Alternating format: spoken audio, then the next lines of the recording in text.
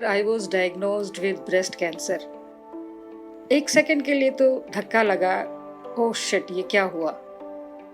मैं जब 18 इयर्स की थी और मैं कॉलेज में थी तो मेरा ड्राइविंग लाइसेंस बना, और वो ड्राइविंग लाइसेंस मैंने अपने फादर को दिखाया और उनको बोला कि डैडी देखो, मेरे को ना 4 व्हीलर का लाइसेंस मिल गया है, अब आप मुझे कार खरीद के दो। तो उन्होंने मेरे को कहा कि अच्छा ठीक है, कल को तू जहाज़ का लाइसेंस ले आएगी तो क्या मैं तेरे को जहाज़ खरीद के दूंगा। ये सिर्फ उन्होंने कहा था ऐसे।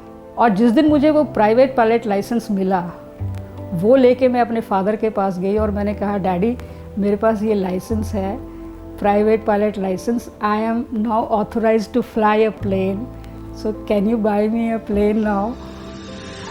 My name is Urmila Yadav and I am a pilot.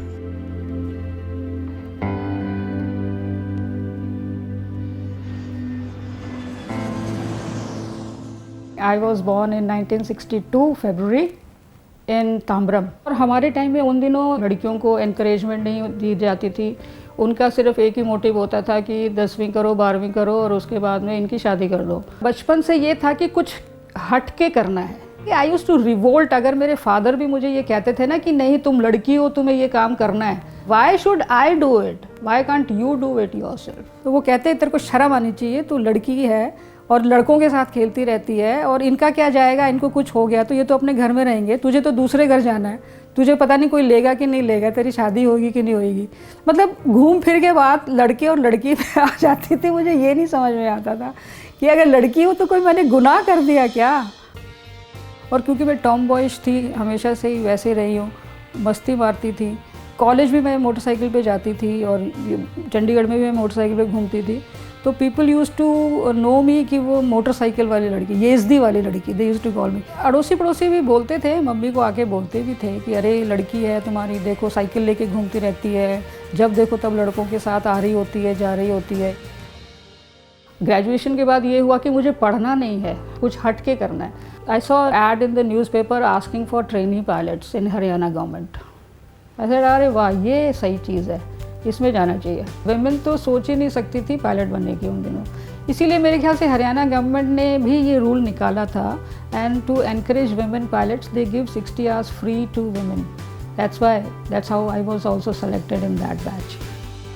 Main to women ratio बहुत कम था उन दिनों। कई बार इंसान के मुंह से कोई बात निकल जाती है और वो कैसे सच हो जाती है। उन दिनों 4 व्हीलर का लाइसेंस बनना बहुत बड़ी बात होती थी, 2 व्हीलर का लाइसेंस बनता था। तो मैंने जब लाइसेंस बनवाया था तो मेरे को शुरू में ही 4 व्हीलर का लाइसेंस मिल गया था, और वो ड्राइविंग लाइसेंस मैंने अपने फादर को दिखाया और उनको बोला कि डैडी देखो, मेरे को ना 4 व्हीलर का लाइसेंस मिल गया है, अब आप मुझे कार खरीद के दो। तो उन्होंने मेरे को कहा कि अच्छा ठीक है, कल को तू जहाज़ का लाइसेंस ले आएगी तो क्या मैं तेरे को जहाज़ खरीद के दूंगा। ये सिर्फ उन्होंने कहा था ऐसे, दूर दूर तक बिल्कुल नहीं था कि मुझे पायलट बनना है या नहीं बनना है। और जिस दिन मुझे वो प्राइवेट पायलट लाइसेंस मिला, वो लेके मैं अपने फादर के पास गई और मैंने कहा डैडी, मेरे पास ये लाइसेंस है, private pilot licence, I am now authorised to fly a plane, so can you buy me a plane now. जब मैं फर्स्ट टाइम जब टेक ऑफ किया था तो मेरे जहन में ये गाना आया था कि आज कल पाँव ज़मीं पर नहीं पड़ते मेरे। और मैं ना उस गाने को चिल्ला चिल्ला के गाना चाह रही थी। You know, it was like, पता नहीं मुझे क्या मिल गया है उस वक्त। ऐसा एक्सपीरियंस था वो, जो मैं बयां ही नहीं कर सकती हूँ इस वक्त।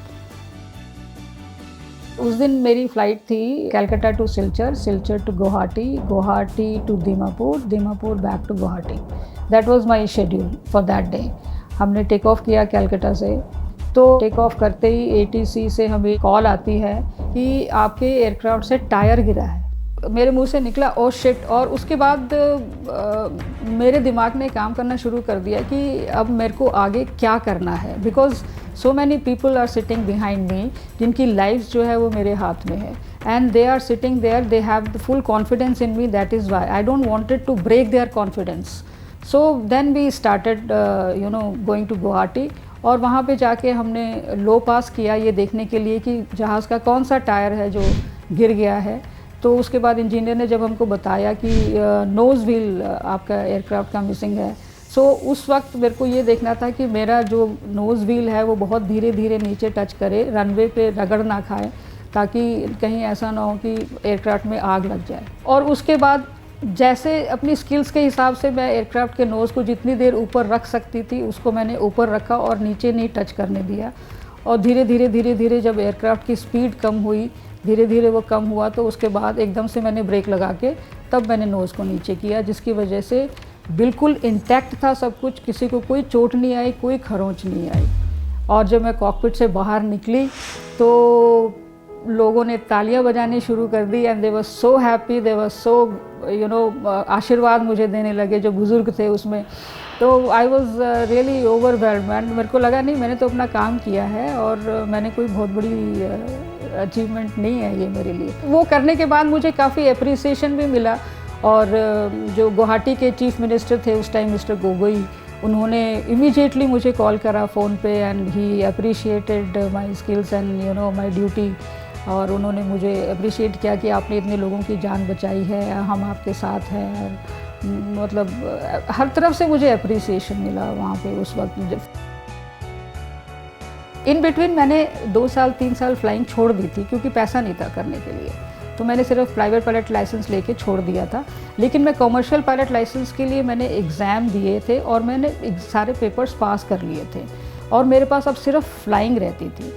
और उन दिनों जो मेरे को सब्सिडाइज फ्लाइंग आवर्स मिले थे PPL करने के बाद, वो मेरे को सिर्फ 50 रुपीज़ पर आवर देना पड़ता था। ये 50 आवर्स भी तब हुए थे जब मैंने एक हरियाणा गवर्नमेंट को लेटर लिखा था कि आपने हमको 60 आवर्स फ्री तो दे दिए, उसके बाद क्या? उसके बाद तो कुछ भी नहीं है। पेरेंट्स हमारे पैसा नहीं देते हैं क्योंकि आप वमेन को आगे बढ़ाना चाहते हो, लेकिन घर वाले नहीं बढ़ना देना चाहते। 50 आवर्स 60 आवर्स दे कर के आगे हम ना इधर के हैं ना उधर के हैं। In a way we have wasted our time and money. तो अभी मेरे को 3 महीने ही हुए थे कि जो मैंने लेटर उस वक्त लिखा था 3 साल पहले, उसका अप्रूवल अप्रैल में जाके आया और मेरे इंस्ट्रक्टर्स ने बड़े खुश होकर मेरे को बताया कि उर्मिला, तुमको सब्सिडाइज फ्लाइंग मिल रही है and you will only have to pay 50 rupees per hour for your commercial licence. So this is how I started my commercial licence. 2009 December I was diagnosed with breast cancer. एक second के लिए तो धक्का लगा, oh shit ये क्या हुआ, but for another second I was like what next, अब इसके आगे क्या करना है, हाउ टू ओवरकम दिस। सो मेरी सर्जरी हुई, एक ब्रेस्ट रिमूव कर दी गई और उसके बाद 8th मंथ मैंने लिया थोड़ा रिकवरी के लिए और उसके बाद मैं अगेन मेडिकल मैंने अपना करवाया फ्लाइंग के लिए। So I was 9th month you can say I was fit to fly again with all wings on. I was financially independent throughout. मैं अपने पेरेंट्स पे कभी डिपेंड नहीं हुई फाइनेंशियली। तो एक फाइनेंशियल इंडिपेंडेंस जब आदमी के अंदर आ जाती है ना, तो उसके अंदर एक अलग ही कॉन्फिडेंस होता है। लोनलीनेस तो मुझे कभी भी फील नहीं हुई लाइफ में, इवन आज भी नहीं होती है लोनलीनेस। मैं अपने आप को बहुत बिजी रखती हूँ। इनफैक्ट मेरे पास तो टाइम भी नहीं होता है कई बार रेस्ट करने का। और हमारे पास हमेशा एक डॉग रहा है और उसका नाम विस्की था। विस्की भी इसलिए हमने रखा था ब्रदर्स ने मिल करके कि यार जब भी हम पी के आएंगे ना तो हम इसको ऐसे ही झूम झूम के बुलाएंगे विस्की, तो ये वैसे ही आएगा। अकेले हैं तो क्या गम है, चाहे तो हमारे बस में क्या नहीं, बस एक जरा साथ हो तेरा।